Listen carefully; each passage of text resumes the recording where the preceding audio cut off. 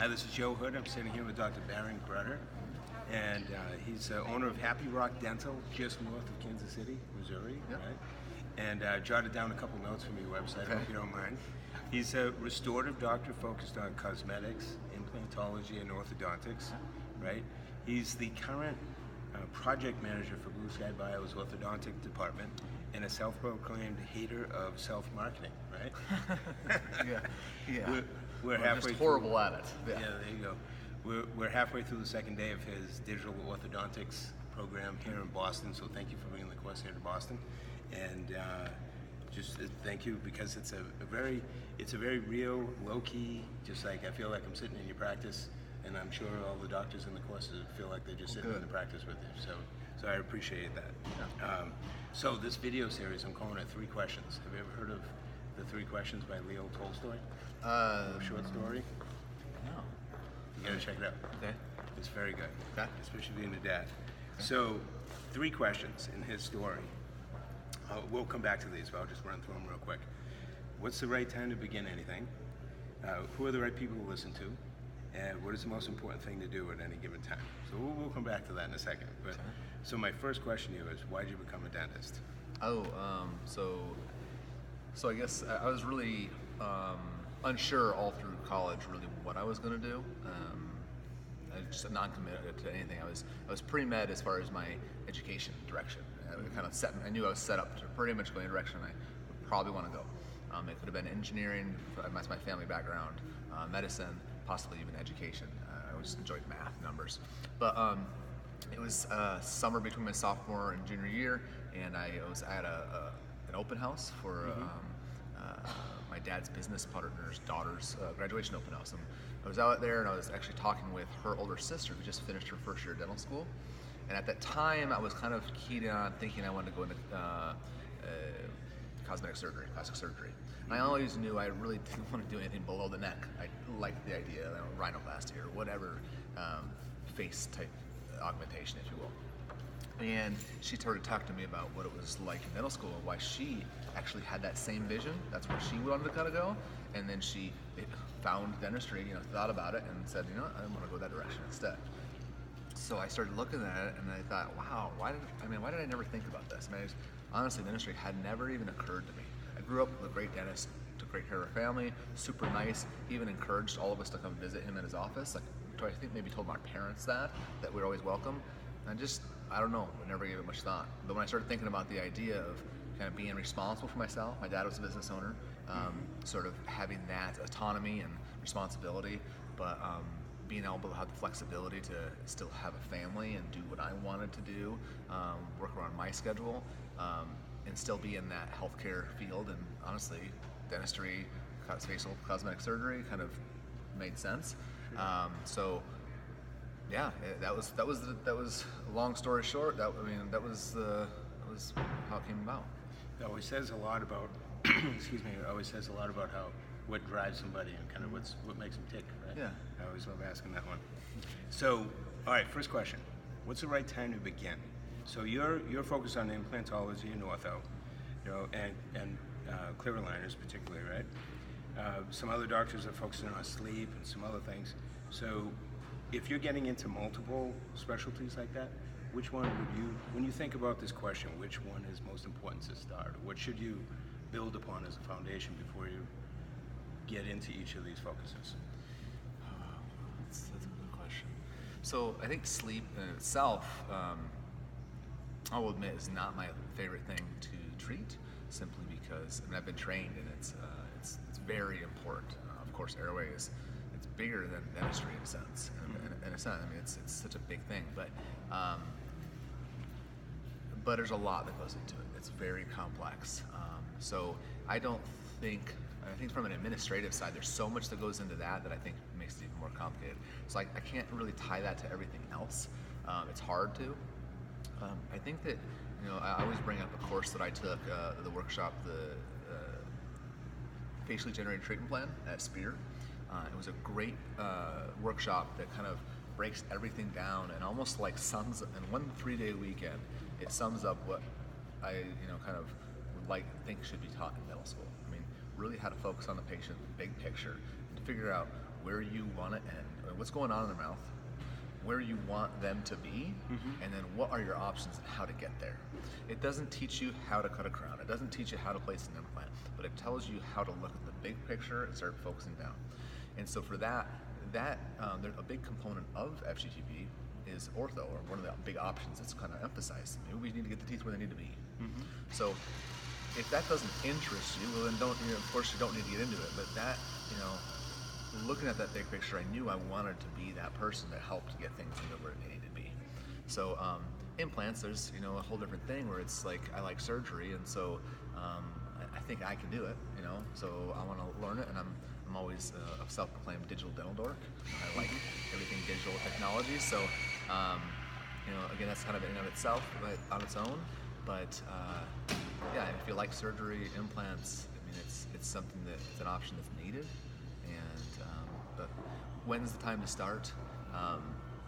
Yesterday. Yeah. What's holding you back? I mean, there's so much content out there for free to learn. I mean, you don't have to pay for an expensive education just to get started. And once you start to learn, you start to realize that that's something you actually want to learn more on. And so just start now and figure out if it's something that interests you and feel like you have a place for it in your practice and in your lifestyle that you want. And if it does, jump in head first. That's great. That's great. Great thought. Who are the right people to listen to? Is the next question. So when you think about getting CE for yourself, or if you go back to where you learned from, how did you find those right people? Because I'm sure maybe some of the avenues may not have been the right avenue to go down. You got to double back, maybe. Yeah. How do you go about picking and choosing who you learn from now? That's a really good question. I think that it's hard. It's hard for me to accept education from someone that isn't in clinical education from someone that's not in clinical dentistry. Okay? Not to say that there aren't. I mean, there are plenty of experts in the field in dentistry that don't really practice anymore because all they're doing is teaching, and there are those that makes sense. Okay, but seeing someone talk about concepts and actually sharing what they do, but also where they recover from their mistakes and what they learned, lessons, makes people, helps to show what's real, and that we all kind of deal with issues. So people that are humble enough to share when things don't go perfectly, those are people that usually get a leg up, if you will, and then kind of go from there. And I trust, of course, people that if I don't know something about something and I have a friend that's learned, I'm going to ask them, hey, who's big in that area? Who can I learn more from? And I don't take that as that's written in stone, but that's a place to start. So don't be afraid to ask. This is a great tip.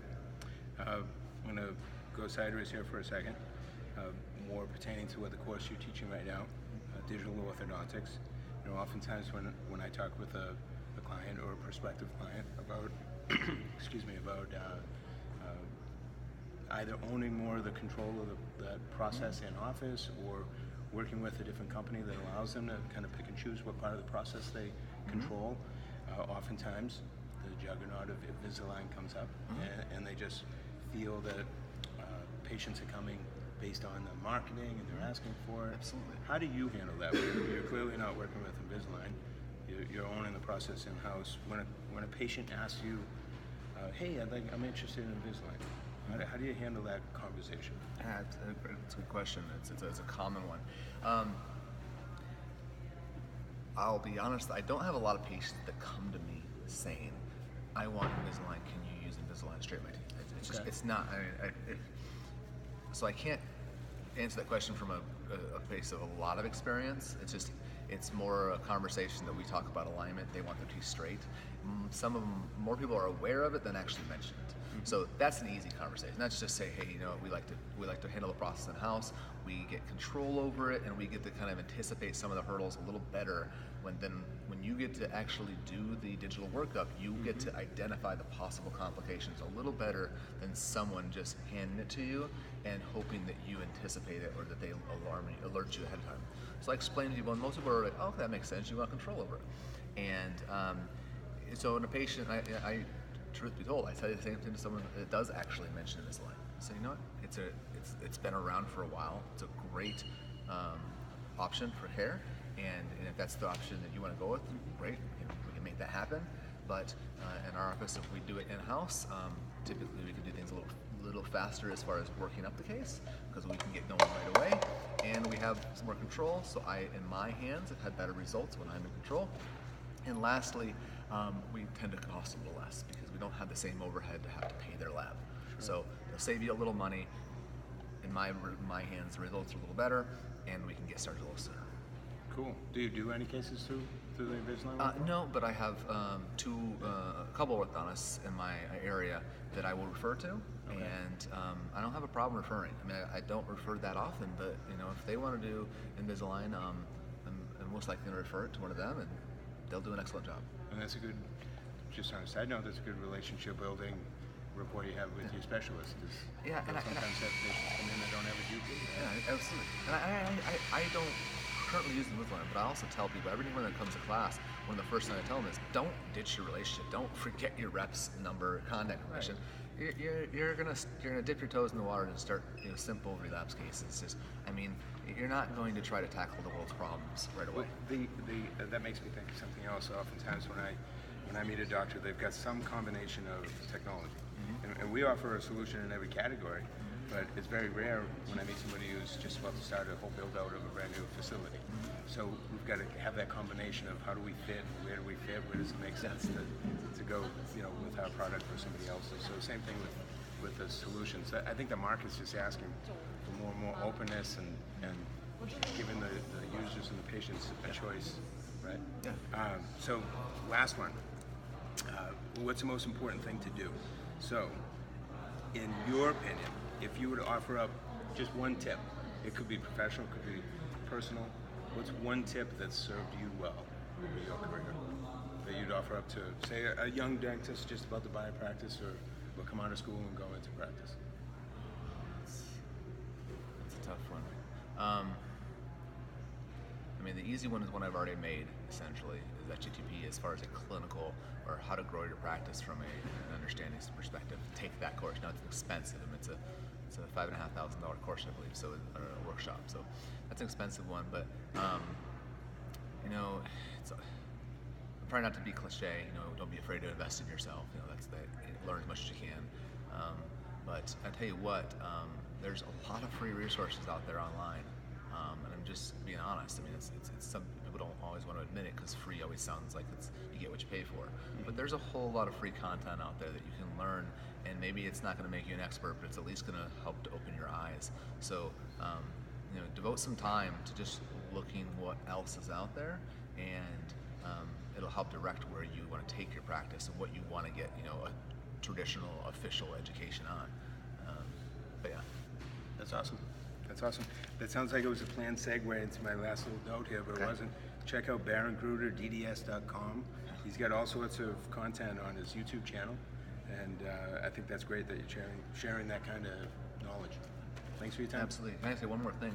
Just to mention, I also have a Facebook page, and it's just, if you just Facebook Baron Grutter DDS, also Instagram page. The only reason I bring that up is I share a lot of cases that I have actively going, whether it's ortho or probably even more so implants. So if you want to see some of the cases going through my office, you can actually see before and afters, progress photos and whatever. So just as one more resource. And if you're watching this video on my channel, click on the channel's link at the top, and I'll link over to Dr. Gutter's. Cool. Thanks, Doc. Absolutely. Have a good one. That's cool.